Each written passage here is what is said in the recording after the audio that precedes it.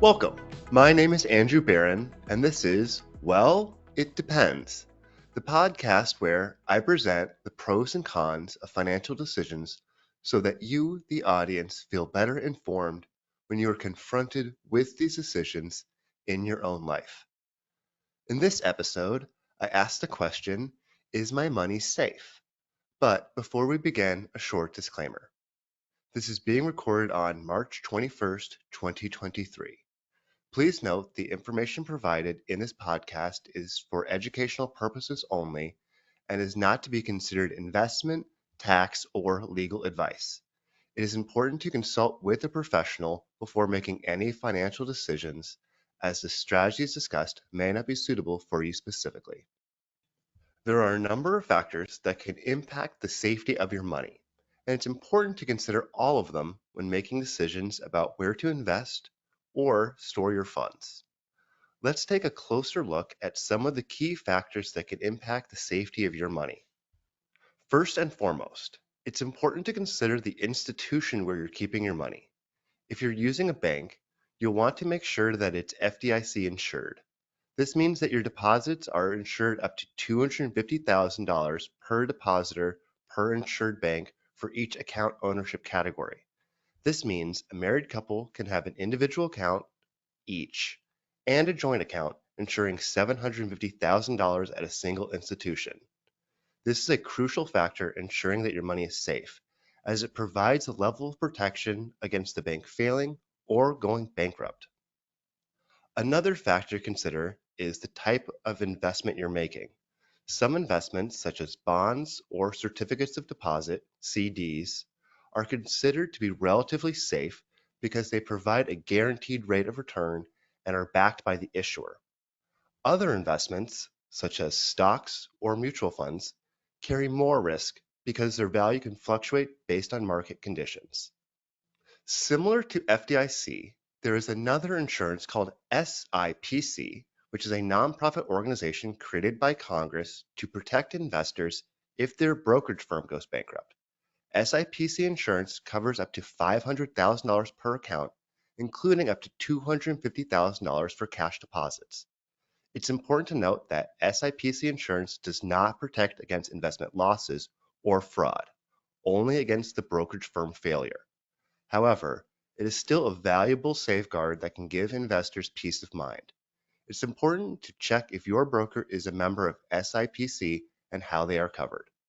Now, let's talk about gold. Gold has long been considered a safe haven investment, especially during times of economic uncertainty. However, investing in physical gold bullion can be tricky. First, there's the issue of buying and selling.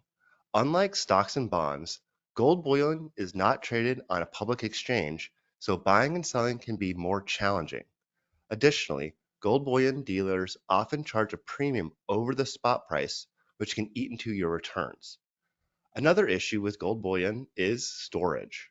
Physical gold needs to be stored in a secure location, like a safe deposit box, which can add to the additional cost. That being said, gold can be a valuable part of a diversified portfolio. It's important to carefully consider the pros and cons before investing in gold and only work with reputable dealers. Another option that some people consider for keeping their money safe is keeping cash under their mattress or in a home safe.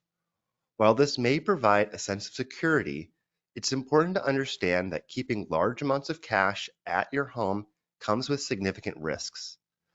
Cash can be stolen or lost in a fire or other natural disaster, and it is not insured by either the FDIC or the SIPC. In addition, keeping large amounts of cash at your home can make you a target for theft, or worse, can lead to a family dispute if not handled correctly. Therefore, it's generally recommended to keep only small amounts of cash at home for emergencies and to keep the majority of your funds in a bank or other insured institution. It's also important to consider the risks associated with specific investment strategies.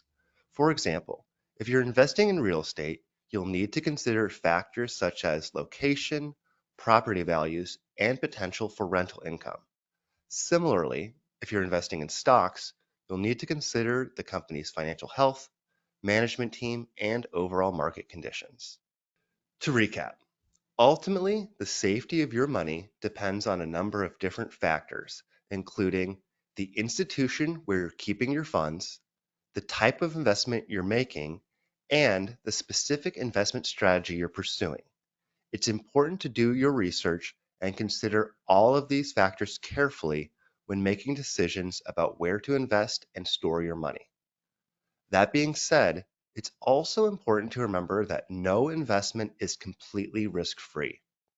Even the safest investments carry some level of risk, and it's important to be prepared for the possibility of losing some or all of your investment depending on the level of risk you take. This is why it's important to diversify your portfolio and not put all of your eggs in one basket. So, to answer the question, is your money safe? Well, it depends.